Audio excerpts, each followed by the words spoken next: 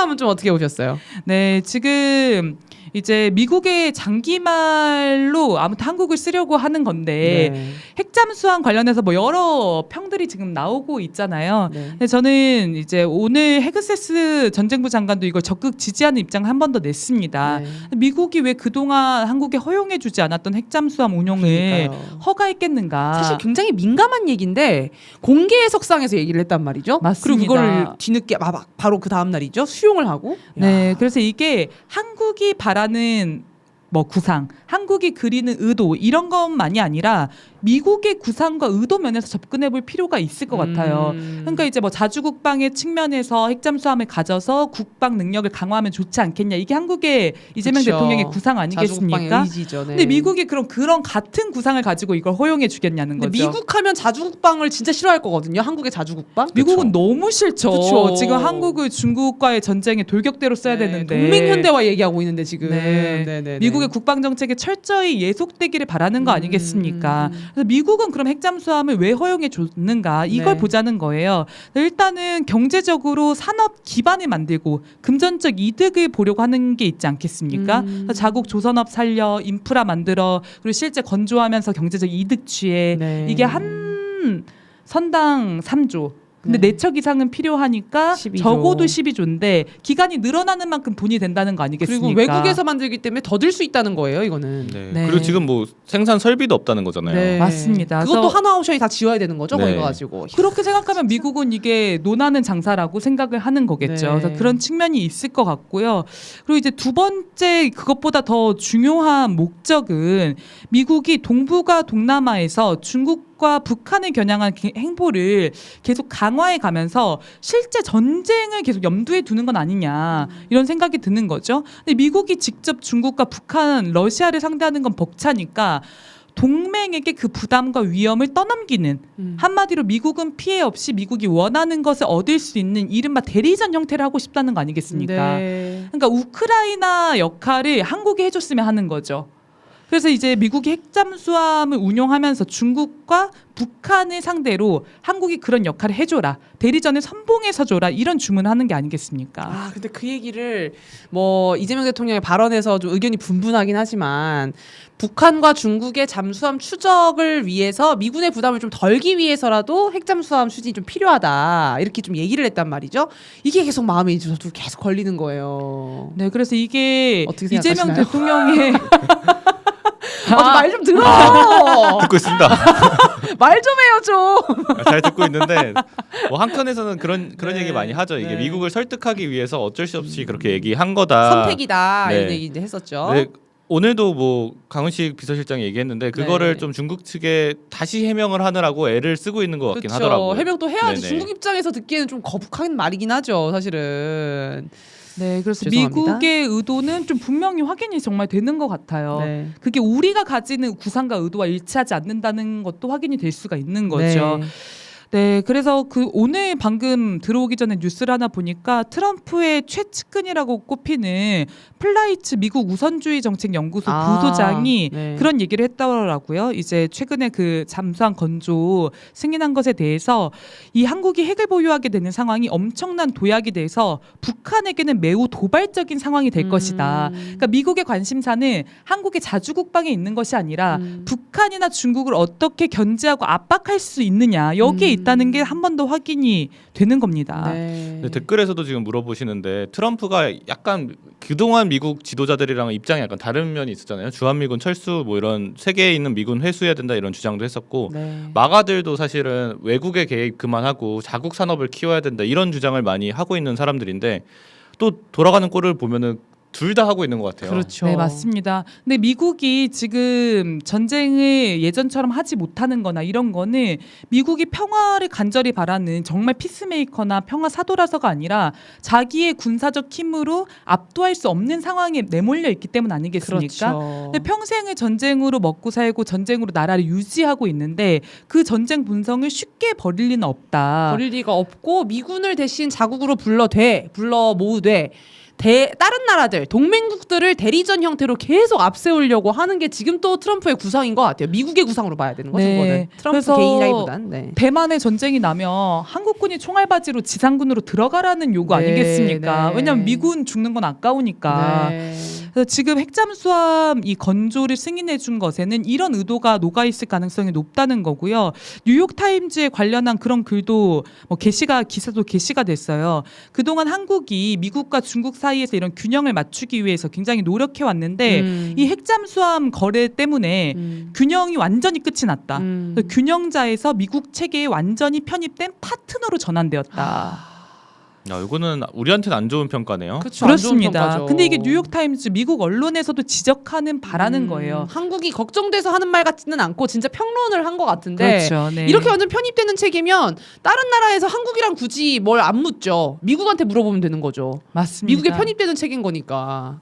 이런 게 참 안타까운 일인 건데 이렇게 가게끔 두지는 않는다는 거죠. 우리 주권자 국민들이. 이게 네, 또 중요한 맞습니다. 핵심인 것 같습니다. 이 네. 핵잠수함 입수 관련해서도 이런 미국의 의도를 중심으로 한번 살펴보는 게 분명히 필요하다. 네. 네, 미국이 상당히 교묘해졌고 네. 그래야지만 살 수밖에 없는 상황에 내몰려 있다는 거를 우리가 또 인지를 해야 될 것 같습니다. 아유, 고맙습니다. 네, 여러 또 회의들이 막 이어지고 있는데요. 네. 지금 한국의 헤그세스 그 전쟁부 장관이랑 댄 케인 미국의 합참의장이 동시에 지금 방문을 했습니다. 그래서 이제 한미 합참의장 회의가 어제 열렸고요. 네. 오늘 그 국방장관들이 만나는 맞아요. 한미 안규백 안보 장관이랑. 협의회가 개최가 됐죠. 그래서 그 내용도 좀 짧게만 언급하고 가려고 하는데요. 네네. 한미 합참의장들이 50차 한미 군사위원회 회의를 좀 진행을 했고요. 공동 보도문을 발표를 했습니다. 네. 주요 내용은 동맹 현대화를 지속해 나가겠다.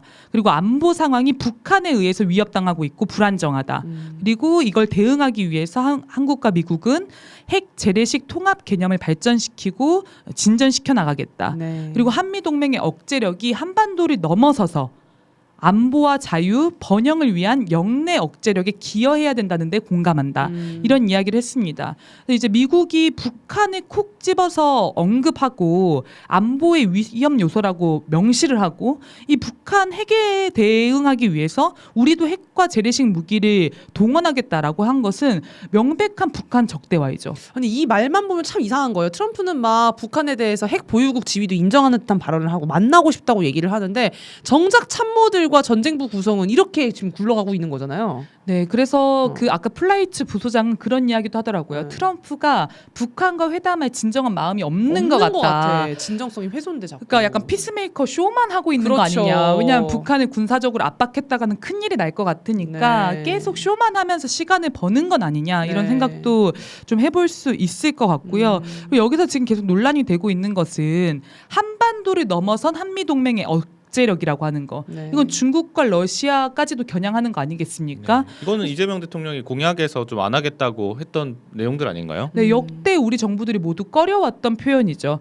근데 지금 미국의 이런 구상에 우리가 완전히 계속 빨려 들어가는 모양새다. 매우 좀 우려가 됩니다. 네, 지금 댓글에도 근데 어쩔 수 없이 우리는 선택을 강요받고 있었던 상황이라 참 애매하네요. 분명 이재명 정부에서 생각이 있을 것입니다라고 댓글 언더동님이 달아주셨는데 이재명 정부 생각이 있겠죠, 정말. 있을 것 같은데 그 생각을 더 주권자 국민, 국익이 훼손되지 않는 방향으로 이끄는 것도 광장의 힘과 주권자 국민의 힘이지 않나. 반드시 그렇다. 그래서 저희는 광장을 계속 열어두고 있고 이런 방송도 그런 취지에서 하고 있음을. 네, 언더동님 근데 매주 들어오시는 분인데 네네. 그렇죠. 아, 감사합니다. 그리고 네. 이재명 대통령도 국민들에게 그런 목소리 듣고 싶어 하실 것 같아요. 가장 큰 장점이에요. 민심의 귀를 잘 네, 기울이는 게. 국민들은 어떤 외교 안보 정책을 원하지 네. 이런 목소리 귀 기울이고 싶어 하실 것 같거든요. 그래서 저희가 그런 것들을 활발하게 토론하고 논해볼 필요가 있을 것 같습니다. 네, 그리고 이 한미 그 합참의장 회의 끝나고 나서 최초로 한국군과 미국군이 전투기로 연합 편대 비행을 했습니다. 그리고 여기에 합참의장들이 같이 앉아가지고 이걸 지휘를 했다고 하더라고요. 네. 근데 이제 왜 북한과 중국을 겨냥한 군사적 움직임 아니냐 이렇게 의심해 볼 수밖에 없는 게 그 연합 편대 비행을 했던 곳들이 한국 전쟁 발발 직후에 미국 스미스 부대가 첫 전투를 치렀던 오산. 국군이 최초로 승리를 거두었던 춘천, 그다음에 중국을 겨냥하는 최대 미군 기지죠. 장소가 다 평택 미군 상징성이. 기지 이런 상징성을 가지고 네, 있다는 겁니다. 네. 그래서 대중 대북적대 움직임이 정말 노골화되어 있다. 요것만 보면은 전쟁하기 직전에 약 결의 대회 같은 거 하면 그렇게 받아들일 수도 있겠어요. 북중로 입장에서는. 그러네요. 그러겠어요. 아 근데 좀 어이가 없는 게 있어요. 네. 그 스미스 부대 첫 전투를 치는 5.3 뭐 이렇게 돼 있는데 사실 스미스 부대가 북한한테 참패하기로 소문이 난 부대거든요. 그래서 이 사람 약간 인질되지 않았나요? 그 스미스가 아니었나? 스미스 부대 사단장이었던 아마 뭐 딘 소장인가 하는 사람이 인지됐을 텐데 네네네. 그래서 미국 역사에서도 좀 수치스럽게 생각하는 것 같던데 좀 의아하긴 했습니다. 네, 아무튼 요원해 보이는데 잘 좀 헤쳐 나가봐야 될 것 같고요. 하나 정도만 더 해볼까요? 네. 그래서 이제 안규백 국방부 장관과 그 헤그세스 전쟁부 장관이 어제는 JSA 방문을 같이 했고요. 오늘 한미 안보 협의회를 개최를 했습니다. 근데 이제 그 JSA 최북단에 방문을 해가지고 안규백 장관이 헤그세스 장관이 했다는 말을 대신 전해줬어요, 언론에. DMZ에서 한미가 공동으로 수색 작전하는 것을 보고 상당히 감명을 받았다. 한미가 공고한 연합 방위 태세를 구축하면서 작전하고 있는 것을 상당히 만족했다 이렇게 이야기를 했다고 합니다. 근데 수색이라고 하는 게 적 부대를 이제 정찰하는 그런 일 아닌가요? 그렇죠. 네, 제가 군대를 좀 안 나와서 약간 자신감이 아무도 저도 안 나와서. 지금 김재영님을 바라보시는데 군대를 안 갔다 왔어요. 수색하는 곳이겠죠. 네네네. 네, 그래서 이런 것들을 이제 보더라도 북한을 계속 군사적으로 좀 자극하고 싶은 어떤 그런 빌미를 만들고 싶은 그런 마음이 있는 건 아닌가 싶은데 좀 흥미로운 일이 하나 있었습니다. 헤그세스 방문 시각에 맞춰서 북한에서 방사포를 발사를 했다는 거예요. 그래서 이제 평안남도에서 서해상으로 방사포 여러 발을 발사한 것으로 포착이 됐는데요. 아직 북한 발표는 없어서 좀 네. 구체 내용은 좀 더 살펴봐야 되겠지만 이거는 국내에서 이제 받으신 소식이군요. 네, 기사 뜬. 한미가 이제 발표한 내용입니다. 네. 근데 이제 미국 장관의 방문 시각에 이제 맞춰서 이루어졌다라는 점을 고려해 봤을 때는 미국을 향한 경고의 의미일 수밖에 없지 않을까. 네. 북한식 예포네요. 아, 결의 대회 했으니까 네, 반갑다고. 맞받아친다. 네. 저희가 아. 전쟁을 부르는 방송을 하고 있는 것 같은 느낌이세요?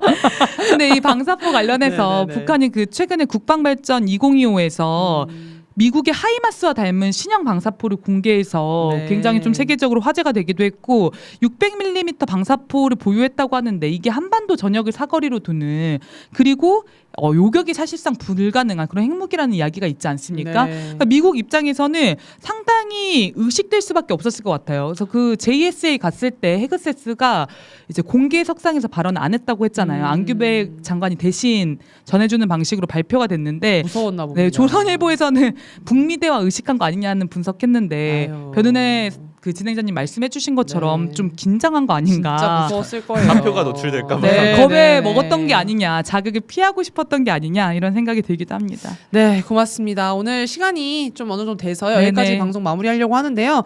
에이펙 성공적으로 치르고 나서 한미 관계, 뭐 한중 관계, 미중 관계 여러 얘기들을 지금 다른 데서 많은 논평들을 하고 계시잖아요.